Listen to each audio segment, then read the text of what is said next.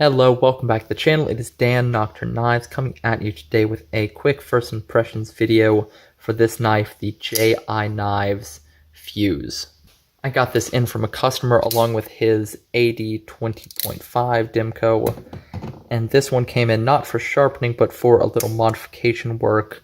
I blackened the clip and backspacer. Didn't do anything else, no sharpening to this, because it has, as you can see, an interesting blade. Also, it has actually a really killer factory edge.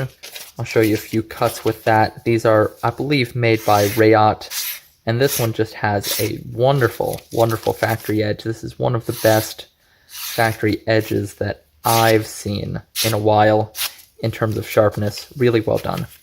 Also, the bevel looks nice. It's pretty even overall, so pretty impressed with the factory edge on this. Well done, Rayot. So this knife is, I believe, the production version of a custom knife made by JI Knives. Here's the pouch it came in, and his logo, J Iglesias Knives, and sold through Slice FK. I believe they're a retailer.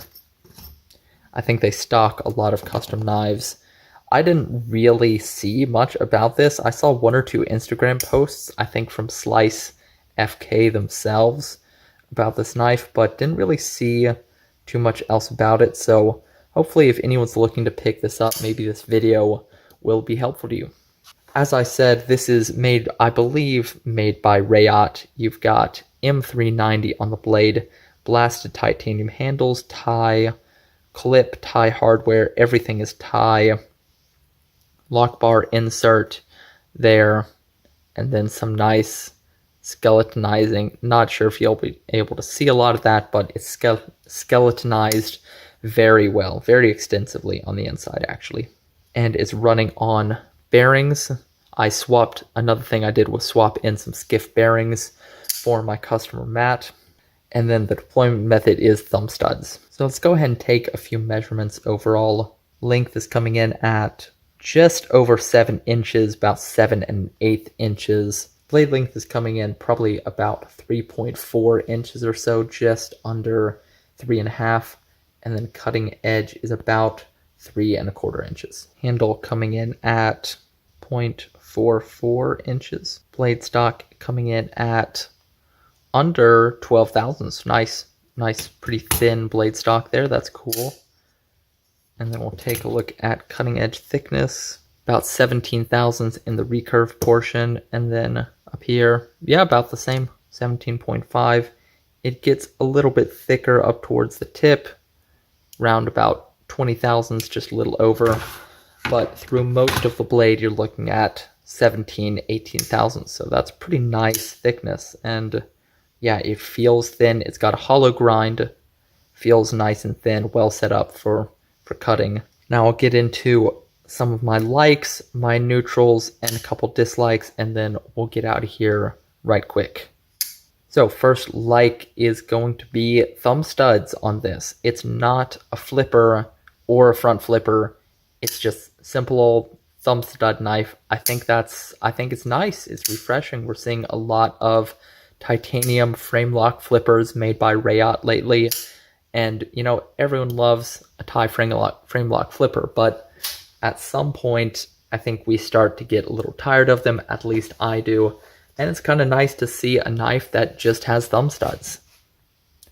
Now, speaking of these thumb studs, another thing I like about them is they're good thumb studs. They look nice, they flow with the design, and they're positioned well to use and engage with, and then they're designed really well. So you see they have these cool grooves on them, and then a nice, they come to a gentle point here with those grooves on them, and it's just enough to really easily catch your finger, really easy for a middle finger flick as well. You can just kind of put the meat of your middle finger on there, flick out, and it flies open super easily. So I like that it's thumb stud only. My next like is going to be the grind on the blade. I think it's cool and it's fun, this recurve with, I don't even know what to call this blade shape. It's like kind of a spear point with a half recurve, half normal edge, I don't really know what's going on here. It has a swedge, I can tell you that much, and it's hollow ground. But other than that, with the shape and the grind, I don't know what to call this. A compound, kind of, but it's all one grind. It's just that it's part of the edge is recurved. JI Knives is going for something unique and different here. You don't see a blade shape like this all the time. So I appreciate that it's unique, and I really like that he went with a hollow grind on this. I think that's a good move, and this blade is ground pretty darn thinly, 17 thousandths through most of the blade length. That's a really solid thickness. Now, there are some downsides to this blade that I will talk about later, but I love that they went for something with this. They went for something different and unique, and I appreciate that a lot. Next is going to be this hardware. It's all really deep, really well made, positive engagement with your bit, and it's all T8. So you only need one bit. The pivot is captive. You just need the one T8 bit to take out all these screws. I think that's a nice touch. Then my next is that the pocket clip here has hidden hardware. It's screwed in from the inside. You won't be able to see that, but there's obviously no hardware on the outside. Screws in from the inside. I like that. I think it makes it look so much cleaner and so nice. And then on this side, the only hardware is the pivot. I really like when knives do that. No body screws on the show side. I think it's a really clean look, a really nice look. So I appreciate the screw situation on this. And then my last is going to be the action. This thing has nice action, and it's very well tuned for the deployment method. The detent is snappy but light. It perfectly achieves that balance. Rayot really nailed the detent on this for these thumb studs. The action, it's not fall shut, but with just some little shakes, it drifts shut very easily.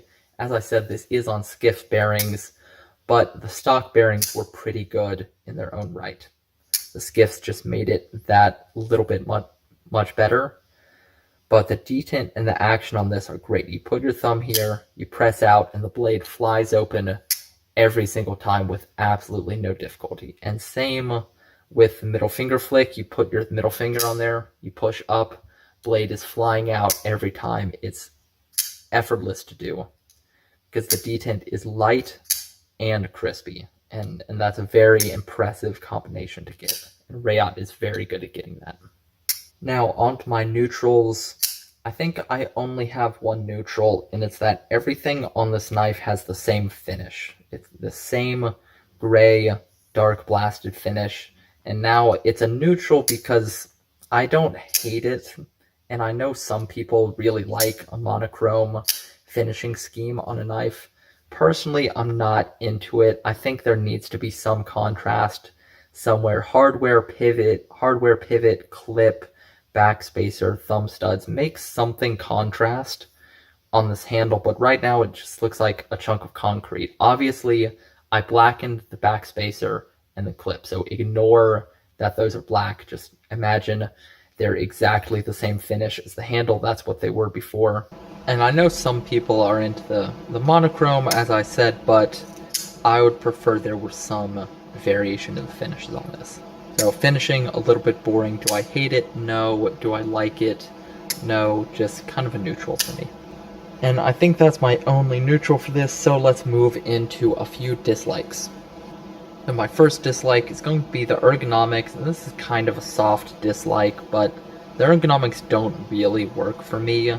This big gap, this big depression here, I think is meant for your index finger, but it's too big for just my index finger. My middle finger ends up wanting to get in there and kind of lands on this point here. So I think that needs to be smaller. If your index finger were really big, like big sausage, this would probably work pretty well for you. But for my finger, it ends up being too big. So I either have to move back to keep my middle finger out of it, or kind of force them both in here, and neither one is great. If I move back here, it feels like I'm really far away from the knife, from the edge, and so it just doesn't really work. I also don't like when knives have a depression for your first finger and then raise your other three fingers. it feels wrong in my hand, especially like in a hammer grip where it just creates a gap here. So the ergonomics, I don't love it. In a draw cut grip, draw cut pinch, it's fine. A regular pinch grip, it's not bad. Pretty good here. There's no jimping on it, which actually that's a big like, is it doesn't have any jimping, aggressive or otherwise. Definitely into that. So pinch grip, pretty good, but really other grips, it doesn't really work for my hand. Now my next dislike is going to be the blade. I said this was a like, and I do. I like that it's unique and that they went for something interesting, but the downside of that is it's going to be a pain in some ways. Like to sharpen this is going to be a bit of a pain. You're going to have to really get in there and like ride the edge of your stone in this section and then make sure it's a nice smooth transition to this non-recurve section. It's going to be a hassle to sharpen. And these thumb studs, which are not easily removable, I think if you wanted to remove them, there's no tooling. You'd end up kind of messing them up a little. You'd probably scar them in some way if you tried to remove them. So you're going to have to be working around the thumb studs as you try and sharpen this recurve and blend it into this non-recurved section. So it's going to be a big hassle. And then the sharpening choil here is just not quite big enough. It doesn't quite clear the plunge grind. It's hard to tell, but the plunge grind extends just like to here, just very slightly. There, you might be able to see it where the light is reflecting. And so you end up here at the base of the edge with this little tiny unsharpened portion that the factory edge missed. So you're contending with a sharpening choil that's slightly too small, recurve into this non-recurve section with thumb studs. Going to be a real hassle to sharpen. And then the downside of these thumb studs is they are going to be in the cutting path a decent bit. You can see the thumb stud, you have a lot of edge that's behind the thumb stud. So you go and push straight into, say, some thick cardboard, you might run into these thumb studs and get caught up. Definitely if you're cutting into something like some thick foam, you're going to be running into these thumb studs a lot. So I'm not a huge fan when thumb studs extend out like that onto the blade. They need to be tucked really close to the handle when it's open. And then my next dislike is going to be the clip. It just has really low clearance at the front of it. You can see right there, you can see the clearance. It's just really low. So I think you're going to struggle to get this into some pants with thicker pocket seams. Now the clearance back here, once you get it over the pocket seam, is great. I think this would probably fit any pockets you wanted.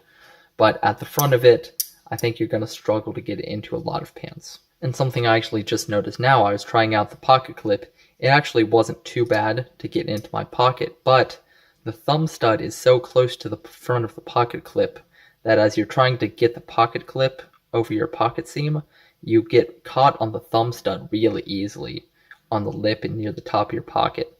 So it's kind of a hassle to get in and out. You're going to be catching these thumb studs both ways.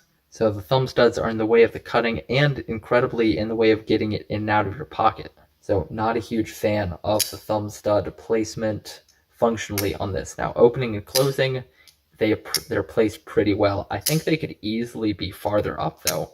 Move the thumb studs up like to here, and that's a natural place to put your thumb and push off. And then if they're moved up this way, they're really close to the handle, which keeps them out of the cutting path more, and it keeps it farther away from the front of the clip. And I think those are all of my dislikes for this knife. Those are my thoughts. Let's move into some conclusions. So the Fuse from J.I. Knives production version, I believe, of his custom knife, ultimately, I don't think I'm a huge fan of it. The ergonomics just don't work for my hand. The blade, while ground really well and really nice and thin, and with a good factory edge, a lot of it just really turns me off of it. Like the thumb studs, their placement in the cutting path. This recurve, I really don't mind it. I've sharpened recurves. I can sharpen a recurve. So I could definitely live with the recurve. But the sharpening choil, too small, thumb studs in the cutting path. pocket clip and its relation to the thumb studs, ergonomics, and some boring finishes on the handle really kind of kill it for me. Might have been an interesting design otherwise, because it looks pretty cool. It has a very unique blade. The action is great on this, really well made, and it's a nice size. It's a good size for an EDC knife. But with those ergonomics and blade issues, it just turns it off for me. So those are all my thoughts about this knife. I would love to hear what you think about it. Drop me a comment down below. Do you like this knife? Do you dislike this knife? I would love to hear what you think about it. And while you're down there leaving comment with your thoughts, don't forget to hit that like button, subscribe button. If you like sharpening content, knives, all that sorts of stuff, definitely appreciate it. Definitely helps me out.